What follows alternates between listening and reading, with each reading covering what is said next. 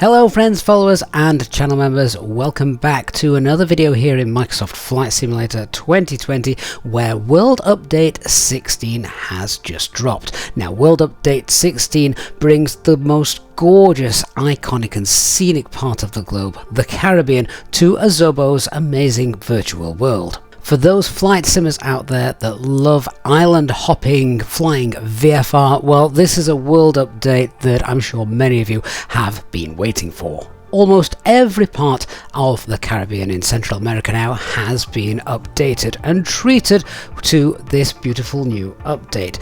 We cover everything from Antigua to the US Virgin Islands and the Bahamas down to Trinidad and Tobago, and of course everywhere in between. If you're looking to go sightseeing, then this World Update has delivered 104 points of interest, and of course you can see and spot all of these on the global map screen when you're scrolling through. Now Asobo have also teamed up with Gaia Simulations, who they say are a trusted Microsoft Flight Simulator partner, and Gaia Simulations have brought 7 handcrafted airports into this update. And it's great to see that these range from small little airfields where lots of detail of course has been presented to larger international airports. Not only have they done the airside, but they've done a very good job of the internals as well.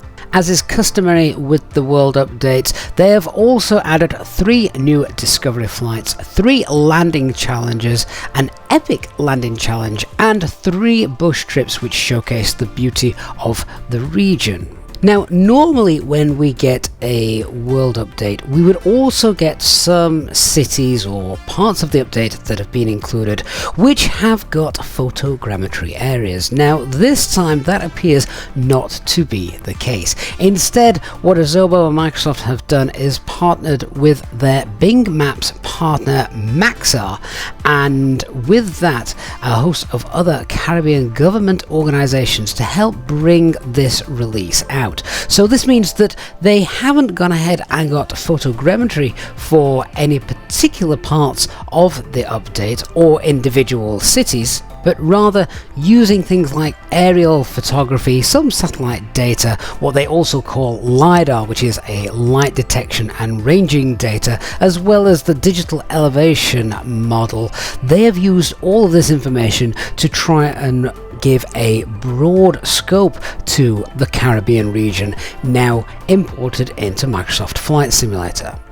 Now, I actually find this quite interesting because photogrammetry cities, whilst they look amazing, you do need to have a very good quick internet connection. Otherwise, with those, you tend to get a little bit of lagging and stuttering, and I'm sure many of you will have experienced this. But when it does work, I do find it looks spectacular. I'd love to hear though what you people think regarding this latest World Update and the way they've gone about it, technically without any photogrammetry update, but instead using these alternate methods. Whilst I have been flying around this part of the region, there hasn't been any stuttering or lagging or anything like that. It's actually been really nice and smooth.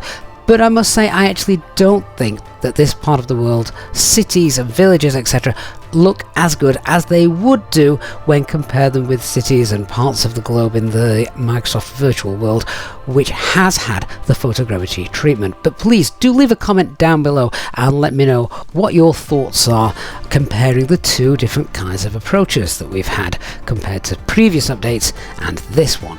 We've obviously now moved into 2024, and at some point this year we're all expecting the new Microsoft Flight Simulator, Microsoft Flight Simulator 2024, to be released. What of course I am expecting, as presumably you will be as well, is that all of these world updates which we've had since the 2020 edition was released will automatically be incorporated into Microsoft Flight Sim 2024 when that appears. Now, of course, the reason Asobo say for releasing Microsoft Flight Simulator 2024 is because they'd kind of reached the limits in terms of graphics, physics, etc., of what they could do within the old coding standpoint of Microsoft Flight Simulator 2020, which is why now they're moving on to this new version. Does that mean that every update that we've had for Flight Sim 2020 will be available in Flight Simulator 2024 right from the off? Well, I certainly hope so. Otherwise, it's going to be another 3 years